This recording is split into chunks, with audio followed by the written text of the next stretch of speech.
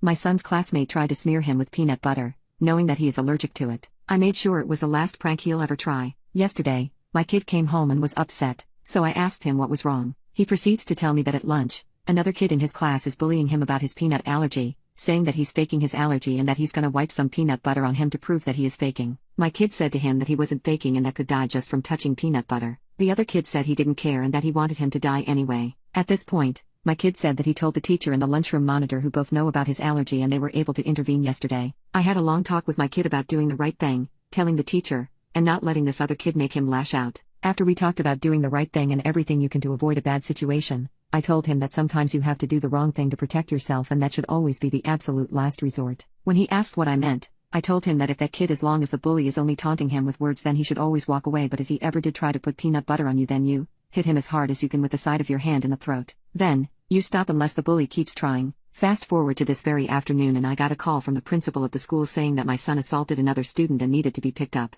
I asked what happened, and of course, they won't talk about it over the phone, but I already knew. I get to school and see my kid sitting in the office, tears streaming down his face. So I walk in and the principal tries talking to me, but I blow right past her and ask my kid what happened. He says the bully had peanut butter on his fingers and he was threatening to wipe it on his face. Then my kid said that he did what I told him to do and hit the kid in the throat because he wiped peanut butter on his arm. I looked at his arm, which was pretty swollen up, and asked him if he was having trouble breathing. He said he was fine, just a little shaky. At this point, the principal interrupts us with, "We can't just have kids hitting other children just because they had a little peanut butter wiped on them. Kids do this kind of thing. We are gonna have to suspend him for a few days." It's obvious to me that the principal is clueless about the peanut allergy, so I cut her off and asked my kid if he told the bully to stop before he hit the other kid. He said yes. I yelled at him several times that I was allergic to peanut butter and told him to stop, and he just kept acting like he was gonna wipe it on me. Now the principal has a shocked look on her face. I asked to see the video from the cafeteria, and sure as poop my kid can be seen and heard screaming and trying to back away from his bully. At the point where it looks like the bully grabs my kid's arm, my kid yells at the top of his little lungs,